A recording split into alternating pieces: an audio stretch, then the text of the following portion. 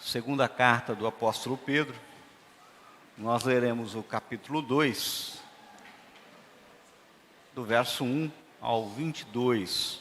Diz assim a palavra do Senhor: assim como no meio do povo surgiram falsos profetas, assim também haverá entre vós falsos mestres, os quais introduzirão dissimuladamente heresias destruidoras, até ao ponto de renegarem o soberano Senhor que os resgatou, trazendo sobre si mesmos repentina destruição. E muitos seguirão as suas práticas libertinas, e por causa deles será infamado o caminho da verdade. Também, movidos por avareza, farão comércio de vós com palavras fictícias. Para eles, o juízo lavrado há longo tempo não tarda, e a sua destruição não dorme. Ora, se Deus não poupou anjos quando pecaram, antes, precipitando-os no inferno, os entregou a abismo de trevas, reservando-os para juízo, e não poupou o mundo antigo, mas preservou a Noé, pregador da justiça, e mais 7 pessoas, quando fez vir o dilúvio sobre o mundo de ímpios, e reduzindo a cinzas a cidade de Sodoma e Gomorra, ordenou-as à ruína completa, tendo-as posto como exemplo a quantos venham a viver impiamente, e livrou o justo Jó, afligido pelo procedimento libertino daqueles insubordinados, porque este justo, pelo que via ou ouvia quando habitava entre eles, atormentava sua alma justa cada dia por causa das obras iníquas daquele. É porque o Senhor sabe livrar da provação os piedosos e reservar sob castigos os injustos para o dia do juízo. Especialmente aqueles que, seguindo a carne, andam em imundas paixões e menosprezam qualquer governo, atrevidos, arrogantes, não temem difamar autoridades superiores, ao passo que anjos, embora maiores em força e poder, não proferem contra elas juízos infamantes na presença do Senhor. Esses, todavia, como brutos irracionais, naturalmente feitos para presa e destruição, falando mal daquilo em que são ignorantes, e na destruição também hão de ser destruídos, recebendo injustiça por salário da injustiça que praticam, considerando como prazer a sua luxúria carnal em pleno dia, quais nódoas e deformidades eles se regalam nas suas próprias mistificações, enquanto banqueteiam junto convosco, tendo os olhos cheios de adultério e insaciáveis no pecado, engodando almas inconstantes, tendo o coração exercitado na avareza, filhos malditos, abandonando o reto caminho, se extraviaram, seguindo pelo caminho de Balaão, filho de Beor, que amou o prêmio da injustiça. Recebeu, porém, o castigo da sua transgressão, a saber, um mudo animal de carga, falando com voz humana, refreou a insensatez do profeta. Esses tais são como fonte sem água, como névoas impelida por temporal. Para eles está reservada a negridão das terras. Porquanto, proferindo palavras jactanciosas e vaidade, engodam com paixões carnais, por sua libertinagem, aqueles que estavam prestes a fugir dos que andam no erro, prometendo-lhes liberdade, quando eles mesmos são escravos da corrupção, pois aquele que é vencido fica escravo do vencedor.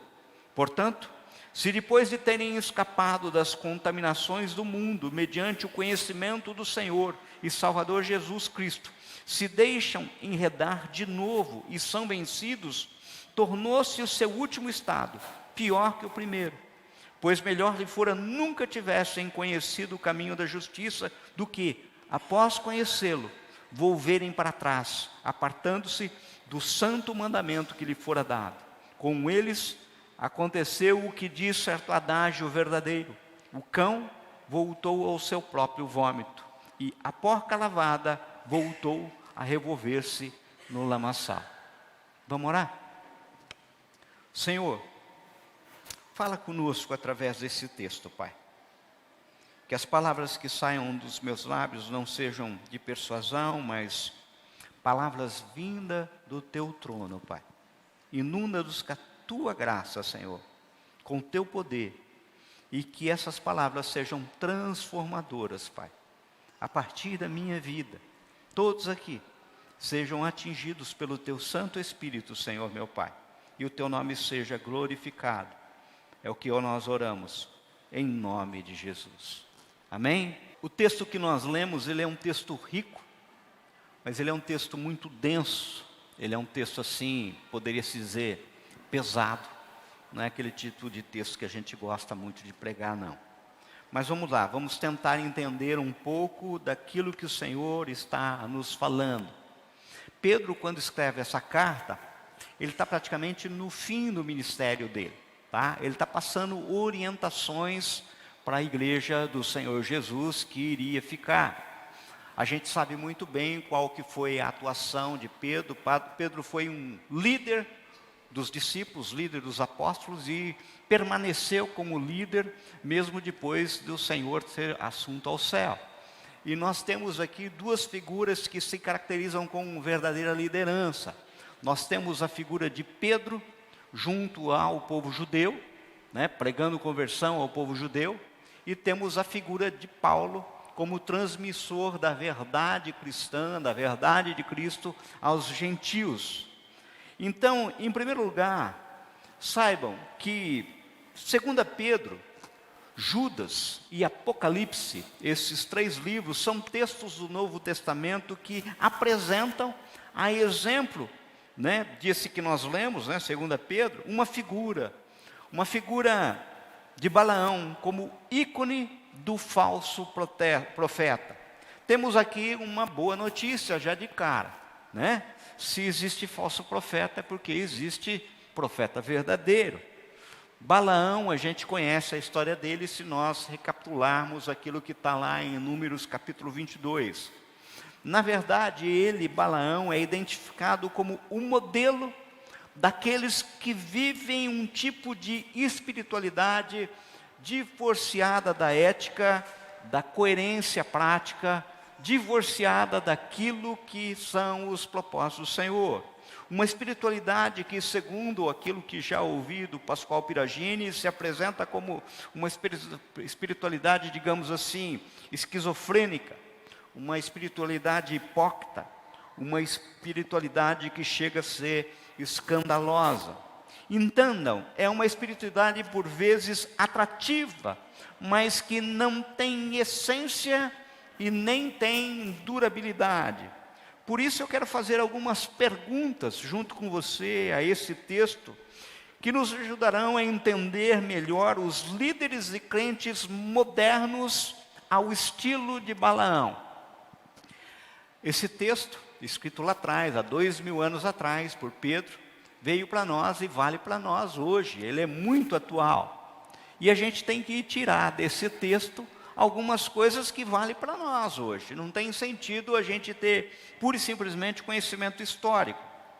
Eu não vou aqui citar nomes, sabe? Vocês poderão, inclusive, de acordo com aquilo que a gente for olhando no texto, fazer suas próprias pesquisas, tirarem sua própria conclusão, tá? A primeira pergunta a ser feita para esse texto é: quem são esses líderes e crentes modernos ao estilo de Balaão? Quem são esses líderes? A gente vê essa resposta no verso 1, 2 e 3.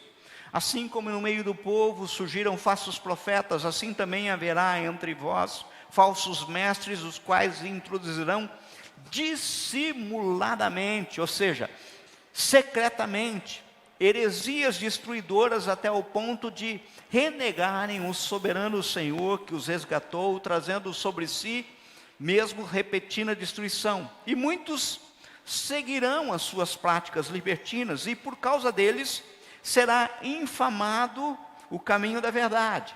Também movidos por avareza, farão comércio de vós, farão comércio daqueles que os escutam, com palavras fictícias. Para eles o juízo lavrado a longo tempo não tarda, e a sua destruição não dorme. Que tipo de pessoas é esse Balaão moderno? A resposta fica clara no texto: são homens que têm uma aparente fé, mas que as suas vidas nos mostram que na realidade não são aquilo que aparentam. Homens de aparente manifestação de poder, mas que são falsos mestres, falsos profetas. E o pior é que com o seu estilo de vida, crenças, atualmente, sutilmente fazem do cristianismo uma fé sem vida e sem poder. Observem que o texto afirma que eles introduzem dissimuladamente, ou seja, secretamente, heresias destruidoras no ensino da palavra, sabe?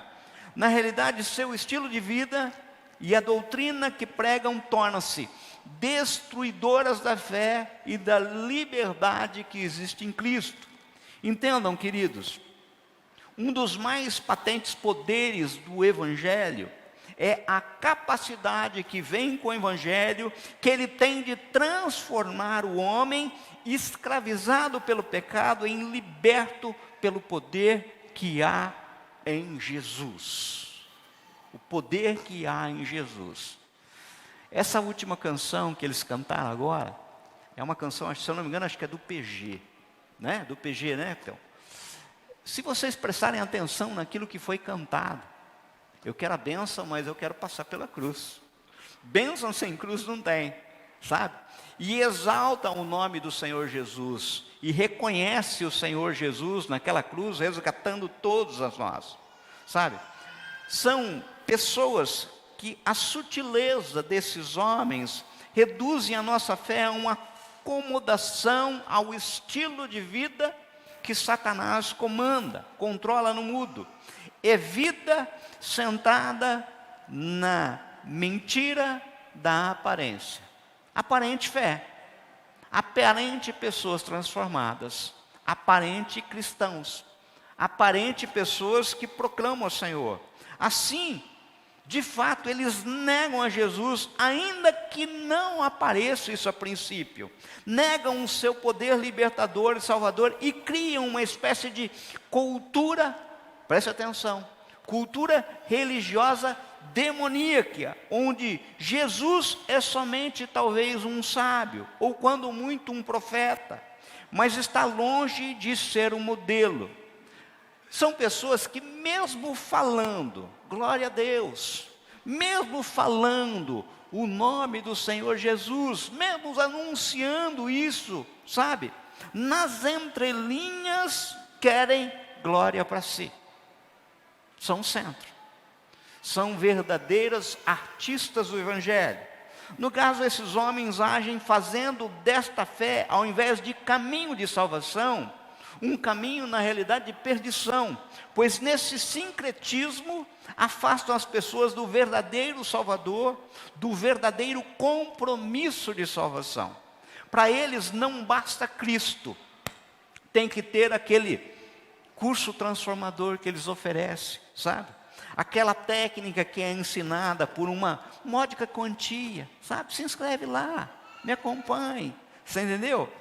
Aqueles seletos escolhidos que vão receber de mim toda a técnica, todo o modus operandi, como se tornar. Estes são homens e muitas vezes tipologias de igrejas, e eu colocando a expressão aqui, igreja entre aspas, que não promovem um compromisso de fé com Jesus que seja transformador das suas palavras e atos. Na realidade, ele é um evangelho conformador, consolidador. Esses são os que escandalizam o mundo com seus pecados, que contradizem o evangelho. Estes são os que dentro das comunidades são usados na realidade por Satanás para afastar as pessoas e não aproximar o povo de Deus dos caminhos do Senhor. Da mesma maneira controvertida como Balaão fez no passado. São pregadores que não vivem a sua pregação. Pessoa que prega, mas a sua vida não é aquilo. Professores que são a contradição dos seus ensinos. Líderes que através dos seus pecados se tornam escândalos e afastam os seus liderados dos caminhos do Senhor. decepcionam. Pastores que seduzem ao pecado suas ovelhas ao promoverem uma releitura dos textos sagrados fora do contexto. Crentes que vivem de uma maneira menos justa e santa do que até os incrédulos. Sabe? Eu sei que a mente de vocês já está aí procurando. Vocês já têm ideia daquilo que eu estou falando. Sabe? Daquilo que acontece. A segunda pergunta que a gente poderia fazer para esse texto: mas como que esses líderes, crentes modernos, ao estilo de Balaão, agem? Como eles seduzem? Como é que eles fazem? O verso 2 que nós lemos, muitos seguirão as suas práticas libertinas, ou seja, seus caminhos vergonhosos, está em algumas traduções, e por causa deles será infamado o caminho da verdade. Olha o verso 17, 18 e 19. Esses tais são como fontes sem água, como névoas impelida por temporal. Para eles está reservada a negridão das trevas, porquanto, proferindo palavras jactanciosas de vaidade, ou seja, de vaidosa arrogância, é a tradução que está na NVI, engodam com paixões carnais por sua libertinagem aqueles que estavam prestes a fugir dos que andam no erro, prometendo-lhes liberdade, quando eles mesmos são escravos da corrupção, pois aquele que é vencido fica escravo do vencedor. Querido, preste atenção aqui, é triste que muitos seguirão os caminhos, as heresias desses ensinos, desses profetas. Mas como que eles reduzem tantas pessoas? Através de palavras de vaidosa arrogância, isso que está no texto. Mas como? Enaltecendo o seu próprio ministério, propagando os seus feitos, a exemplo de Balaão, se fazendo conhecidos como poderosos ou especiais. Tome cuidado com aqueles que se diz servo de Deus, mas coloca todos os holofotes sobre si mesmo e não sobre Jesus. Pessoas que são o centro. Pessoas que comercializam a fé. Lembre-se da atitude de Paulo e Barnabé. Vocês se lembram daquele relatado lá no caso da cura do coxo, lá em Listra, que está lá em Atos 14, quando o povo quis colocar as coroas de flores e oferecer-lhes sacrifício, como se eles fossem deuses, como se os méritos fossem deuses deles. O que eles falaram? Atos 14, 14 e 15. Olha lá o que eles falaram. Ouvindo isso, o apóstolo Barnabé e Paulo rasgaram as roupas e correram para o meio da multidão gritando: homens, por que vocês estão fazendo isso? Nós também somos humanos como vocês. Estamos trazendo boas novas para vocês, dizendo que se afastem dessas coisas vãs e se voltem para o Deus vivo, que fez os céus, a terra, o mar e tudo que nele há. Queridos, percebam, são pessoas que não capitalizam para si aquilo que é do Senhor. Deus não divide a sua glória. Guardem isso, sabe? Infelizmente, muitos, especialmente nossos jovens hoje, estão dando ouvidos a líderes que possuem como centro do seu ministério o próprio eu, sabe? Entendam, meus queridos, esses líderes provocam os desejos, na realidade, da carne. E no caso, os desejos da carne podem ser resumidos em 3 grandes tendências humanas. São aquilo que nós conhecemos como os 3 P's: posse, poder e prazer. Utilizam da teologia, por exemplo, da prosperidade. Utilizam da teologia coach. Sua pregação apela ao desejo de posse. Isso transvertendo o sentido da verdadeira prosperidade. Sua pregação apela para o desejo do poder e da controle, até muitas vezes, de Deus. Querem até determinar o que Deus deve ou pode fazer. A sua pregação é permissiva para os prazeres da carne, e aí entenda-se muitas vezes da sexualidade. Prometem liberdade, mas olha o verso 19. Prometendo liberdade quando eles mesmos são escravos da corrupção, pois aqueles que é vencido fica escravo do vencedor. Ou seja, promete uma liberdade que eles não vivem. Promete uma liberdade sem fidelidade. Promete uma liberdade que é escravidão aos desejos da carne e do prazer. Sabe, esses dias eu vi uma listagem de valores que são cobrados por alguns pregadores profissionais para subir ao púlpito. É triste isso, gente. É triste isso. E eu não sou contra a pessoa ser sustentada pela igreja, não. Tá? Não é isso, não é isso. Eu estou falando que alguns showmans da fé é meio complicado. Eles são o que lemos como fonte sem água, como névoas impelida por temporal. Só tem aparência sem essência. Faz barulho. Carroça vazia faz barulho. Por sinal, faz muito barulho. Geram a sensação de que se encontrou algo, mas não são capazes de saciar a sede, nem produzir a vida em uma terra ressequida. Eles são um engano que decepciona, afasta, corrompe e mata. Quantas e quantas pessoas são vítimas desses Balaões modernos, sabe? Que proclamam um evangelho colorido. Vejam, queridos, quero deixar algo aqui bem claro. Como nos ensina Augusto Nicodemos, nenhuma da teologia, quer seja teologia da prosperidade, teologia coach, que se tornaram ou se tornam modas nos dias de hoje, são completamente erradas. Não é isso. A teologia, por exemplo, da prosperidade, com o foco na prosperidade, por exemplo, financeira, não está totalmente errada. Porque nós vamos encontrar na Bíblia promessas de que Deus nos abençoa não só espiritualmente, mas também materialmente. O problema é que a teologia da prosperidade pegou essa verdade bíblica, destacou do contexto e fez uma releitura bíblica a partir dela. E o resultado final é outra coisa que não é o evangelho. Tudo gira em torno da bênção material, sabe? Tudo é o resultado final. Pecado é você não ter fé para ser rico. Cristo é o Redentor e o Salvador dos seus problemas imediatos. Ou seja, é feita uma releitura da Bíblia a partir da promessa, destacadas do contexto, sabe? Então, nem sempre essas coisas estão totalmente erradas. O problema é que elas extrapolam ou muitas vezes amplificam e fazem uma releitura a partir desse ponto. E aí, o que você tem é um evangelho distorcido, não é completo. Eu fragmento ele e pego aquilo que me interessa.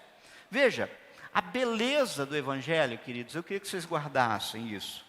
Está na proporção das suas partes, que é a beleza de Deus. A beleza de Deus está no equilíbrio das suas virtudes. Ele é amor, mas também é justiça. Ele é santo, mas também é misericordioso.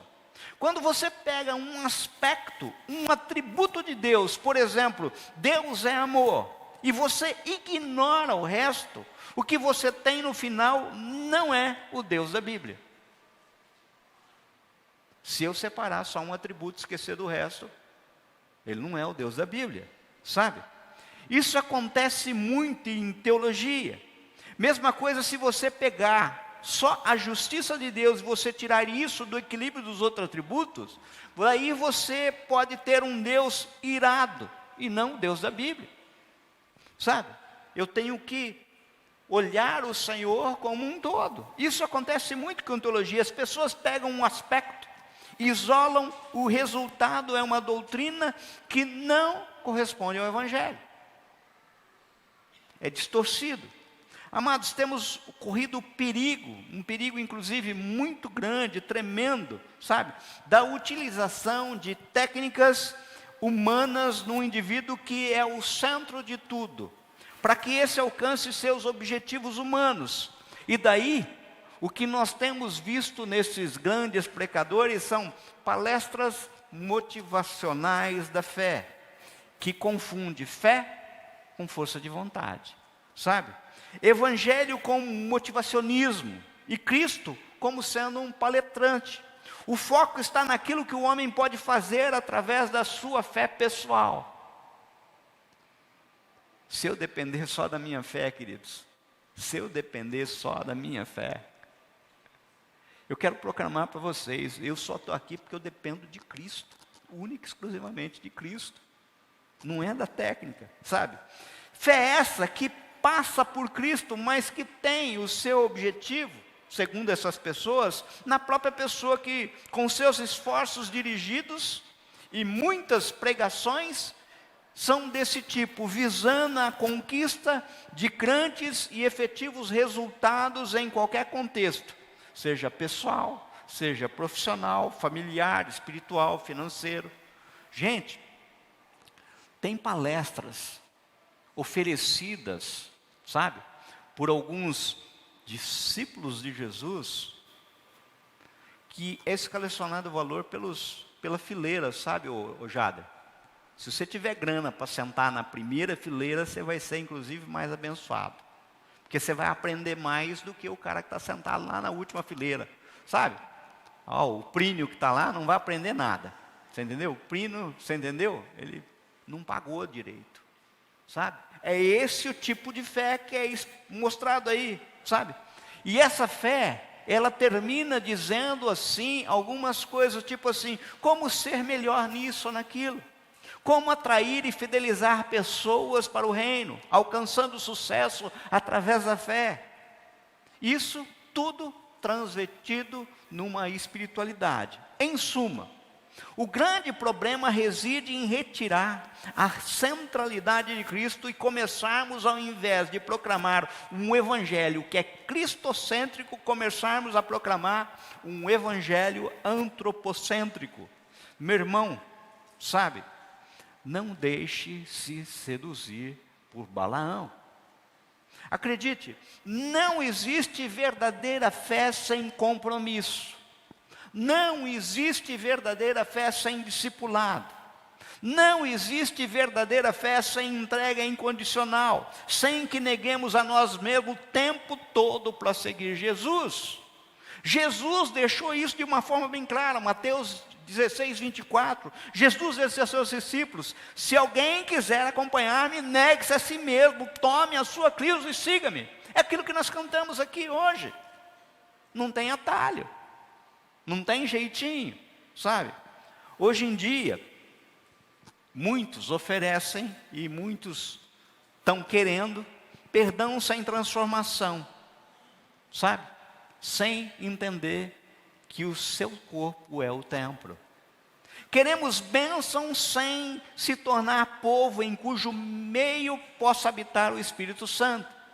Queremos poder sem santificação e ignoramos todo e qualquer tipo de autoridade espiritual. Queremos o cristianismo sem caminho estreito,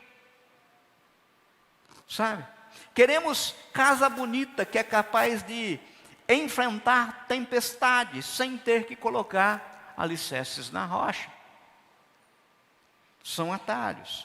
Esse é um tipo de ilusão de fé, que está se tentando viver hoje uma fé pautada na experiência de Balaão. Basta a gente acessar as internets hoje e a gente observa esse tipo de fé, escancarada, sabe? Muitos milhões de pessoas seguindo isso. Não estou generalizando, gente. Na internet tem muita coisa boa, mas muita coisa boa. Eu só estou falando para vocês o seguinte: cuidado. Cuidado. Por isso, querido, se você está nesse barco, eu digo, pare de tentar viver esse tipo de cristianismo, pois isto não é cristianismo, é mera religiosidade e é tremendamente perigosa. Você que me ouve na sua casa, né? É tremendamente perigoso isso. pautar a sua fé nesse tipo de experiência. Fé cristã é compromisso, fé cristã é entrega, fé cristã é mudança e transformação no poder do Espírito Santo. Agora, observe, queridos, eu não estou falando aqui, sabe, contra uma bênção material, e muitas vezes que ela venha imediata, em detrimento das bênçãos eternas. Porque o Senhor, nosso Deus, é Deus do tudo. Ele oferece a bênção que nós entendemos como principal, eterna, mas Ele também é Deus capaz de oferecer o livre, com liberdade, aquilo que é a tua necessidade imediata. Ele cura, Ele abençoa, Ele prospera. Eu não posso viver uma espiritualidade pura e simplesmente que acredita numa coisa em detrimento da outra. Ele é um Deus completo. Agora, a terceira pergunta que a gente poderia fazer para esse texto que nós lemos é: a quem esses líderes e crentes modernos, ao estilo de Balaão, seduzem? Quem é que são alcançados por ele? Está lá no verso 14 e 18. Olha só, verso 14. Tendo os olhos cheios de adultério e insaciáveis do pecado, engodando almas inconstantes, tendo o coração exercitado na avareza, filhos malditos. Verso 18. Porquanto, proferindo palavras jactanciosas de vaidade, engodam com paixões carnais por sua libertinagem aqueles que estavam prestes a fugir dos que andam no erro.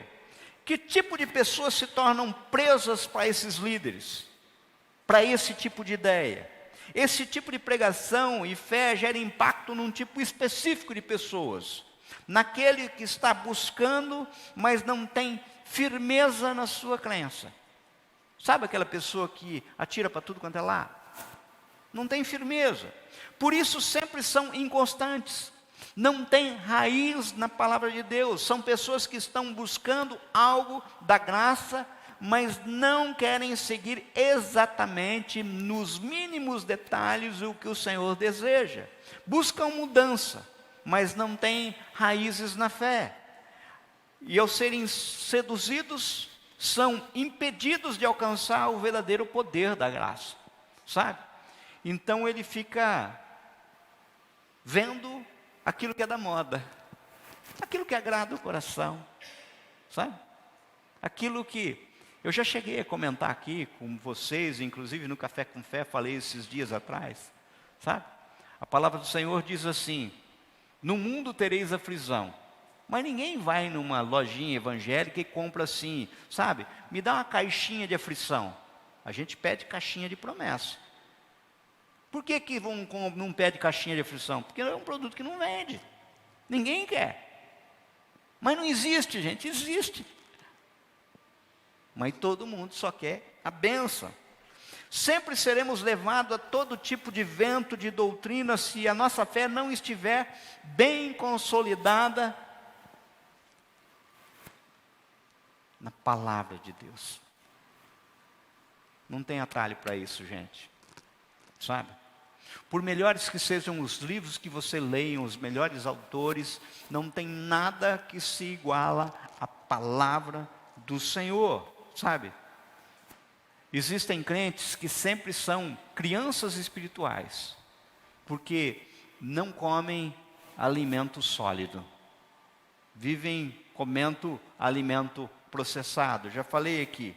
Entendam, queridos, o grande desafio será sempre consolidar a nossa fé em Jesus pela palavra de Deus que está sendo interiorizada no coração e vivenciada no dia a dia. Isso daqui entra no meu coração e eu passo a viver isso daqui. Isso passa uma verdade na minha vida. Não é assim, Ricardo? É isso daqui, passa a ser a verdade da minha vida. A quarta pergunta: quais são as motivações do Balaão de hoje? A gente conhece Balaão de Números 22, mas qual a motivação do hoje? Pedro, em seu texto, começa a descrever as motivações interiores do Balaão de hoje, ou seja, do Balaão moderno. O que os impele a viver esse tipo de fé, digamos assim, no dizer de Pascoal Piragini, de esquizofrênica? O que Pedro nos ajuda a entender é como a espiritualidade pode ser uma capa que acoberta sentimentos que Deus abomina, sabe? É como aquilo que está em Zacarias 13:4, o manto do profeta. Zacarias 13:4 está lá assim: naquele dia se sentirão envergonhados os profetas, cada um da sua visão quando profetiza, nem mais se vestirão de manto de pelos para enganarem. Ou seja, este manto se apresentava como adequado para esconder os verdadeiros motivos por trás da proclamação, sabe? Para que as pessoas confiassem na mensagem. No caso, Pedro nos diz para que a gente olhe além do manto. Do profeta nós podemos enxergar o que vai no coração.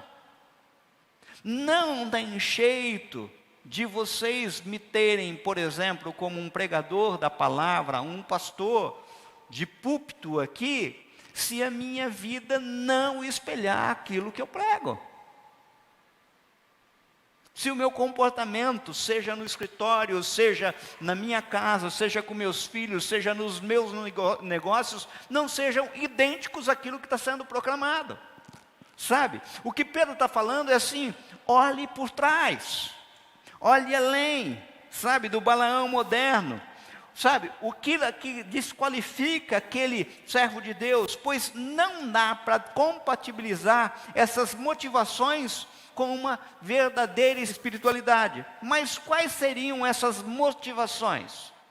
Gente, essas motivações vão continuar sendo os 3 P's, sempre: posse, poder e prazer. Esses são sérios. Posse, poder e prazer. Entendam, querido, não estou aqui hoje querendo pura e simplesmente promover julgamentos, mas nós temos que, através da busca de uma espiritualidade madura, criarmos dentro de nós espírito crítico e de discernimento, guiados pelo Espírito Santo. Nós precisamos ser guiados pelo Espírito Santo e termos discernimentos daquilo que nós ouvimos, daquilo que nós lemos. Entendam, para que não sejamos uma espécie de Balaão moderno, precisamos hoje nos negarmos, tomarmos a nossa cruz e seguir. Ou seja, a palavra é bem reta e direta, por isso que ela normalmente não é muito pregada. Pare de fazer concessões a si mesmo. Deixe Jesus ser o Senhor da sua vida. Confesse os seus pecados. Tire a sua máscara. Entenda, a restauração é uma mudança na história.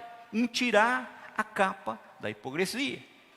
É viver aquilo que você vem e canta no domingo à noite, no seu dia a dia. A quinta pergunta é: o que Deus fará com eles, com esse pessoal que se apresenta como modelo de Balaão? O que Deus vai fazer com eles? A grande pergunta que fica em nossa mente é: o que Deus faz com gente assim? O que Deus faz com um crente, ou líder, ou pastor, ou apóstolo, ou missionário, ou o que quer dizer que se apresente, que tem esse tipo de espiritualidade, sabe? Esse estilo de Balaão.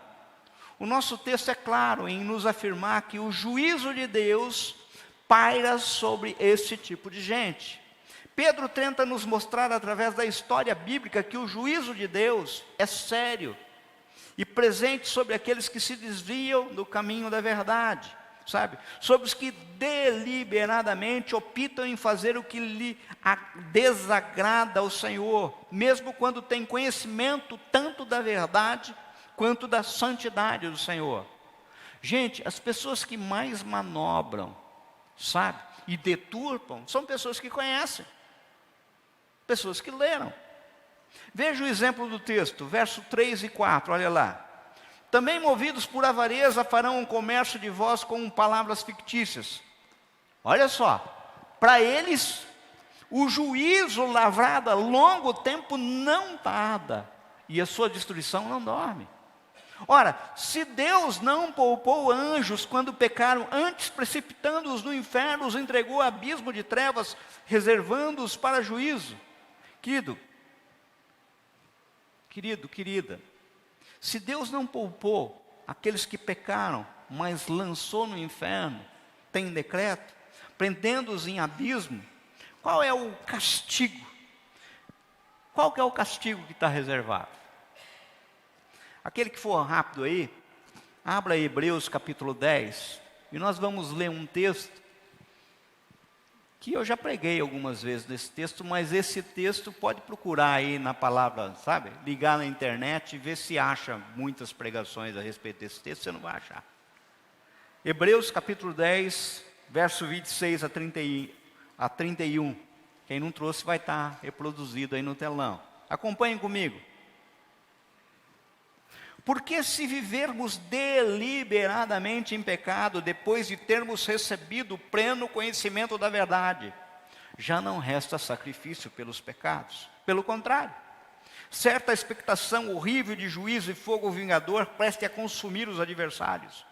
Sem misericórdia morre pelo depoimento de 2 ou 3 testemunhas quem tiver rejeitado a lei de Moisés.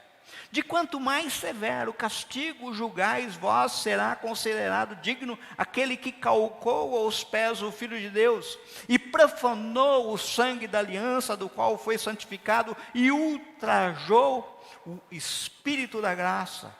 Ora, nós conhecemos aquele que disse: a mim pertence a vingança, eu retribuirei, e outra vez o Senhor julgará o seu povo.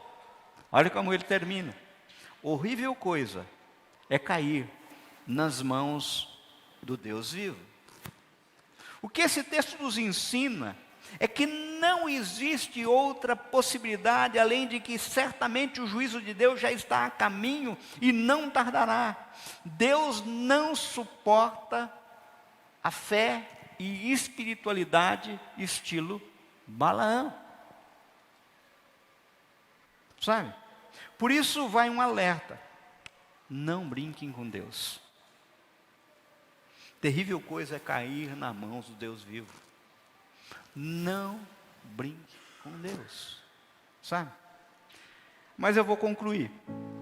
O nosso Deus sempre aponta uma solução. Eu aprendi há muitos anos atrás que eu jamais deveria usar um púlpito e anunciar alguma palavra de exortação, qualquer que seja, sem falar da graça do Senhor, da misericórdia do Senhor, sabe?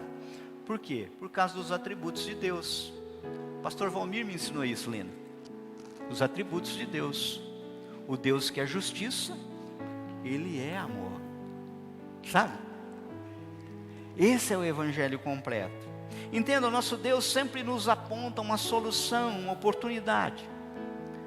No texto de Lucas, capítulo 23, se nós lermos, do verso 33 ao 43, a gente vê lá que Jesus foi crucificado ao lado de 2 malfeitores, um à direita, outro à esquerda. No último momento, transformando aquele madeiro de púlpito, Jesus disse uma palavra: Pai, perdoa-lhes, porque eles não sabem o que fazem. Essa palavra, hoje, é a mesma palavra para um eventual Balaão moderno que esteja ou me ouça pela internet. É a mesma palavra: Pai, perdoa, ele não sabe o que faz. Sabe, todos zombavam de Jesus. Inclusive o malfeitor da esquerda dizia: não és tu o Cristo? Salva-te a ti mesmo e a nós também. Respondeu-lhe, porém, outro, repreendendo, dizendo: nem ao menos teme a Deus, estando sobre igual sentença? Nós, na verdade, com justiça, porque recebemos o castigo que os nossos atos merecem, mas este nenhum mal fez. E acrescentou: Jesus, lembra-te de mim quando vieres no teu reino. Jesus lhe respondeu: em verdade te digo, hoje estarás comigo no paraíso. Que coisa linda, né? Isso foi para todos. Para todos quanto falaram e reconheceram: Senhor, lembra de mim. Lembra de mim, Senhor. Olha para mim. Tenha misericórdia de mim. Sabe? Não dá para subir nesse púlpito sem falar para o Senhor: Senhor, tenha misericórdia de mim. Não dá para subir aqui e tocar qualquer um desses instrumentos sem falar: Senhor, tenha misericórdia de mim. Não dá para pegar esse microfone e entoar qualquer hino de adoração ao Senhor sem falar: Senhor, tenha misericórdia de mim, Senhor. Lembra-te de mim. Não dá. Não dá para sentar aí nessa cadeira de uma igreja, de um templo, sem falar: Senhor, olha para mim, tem misericórdia de mim, tem misericórdia de mim. A solução vai ser sempre a graça dele, Ricardo. Vai ser sempre a misericórdia dele. A solução, Rodolfo, vai ser sempre o Senhor olhando para nós e a gente pedindo: Senhor, tem misericórdia de mim. Tem misericórdia de mim. Vamos orar? Feche seus olhos. Eu não tenho dúvida de que, do mesmo modo que o Senhor se apresenta para nós nessa noite, como aquele disposto a perdoar, e se nós nos arrependermos, com certeza haverá para nós um lugar preparado no paraíso. E depende de nós dizemos: Senhor, obrigado porque essa palavra falou no meu coração. Senhor, obrigado, Senhor meu Deus, porque eu não quero, como na canção que foi cantada hoje, bênção sem cruz. Senhor, obrigado, Senhor meu Pai, porque eu não quero pura e simplesmente um evangelho de caixinha de promessa. Senhor, nós não queremos, Senhor meu Pai, nós não queremos evangelho adulterado, fatiado. Pai, num linguajar completo e atual, o combo que nós queremos é tudo que o Senhor tem para nós, tudo. Eu não quero escolher, eu quero tudo. Por isso, Senhor, olha para nós nessa noite. Vocês que estão em casa, Senhor, olha para cada um que ouviu essa mensagem e traz transformação, traz cura, traz libertação, Senhor. Não porque mereçamos, mas porque, Senhor meu Pai, nós não queremos reproduzir Balaão moderno em nossa vida. Nós queremos ser, sim, sal e luz, evangelho completo. Por isso nós oramos, Pai, em nome de Jesus. Amém?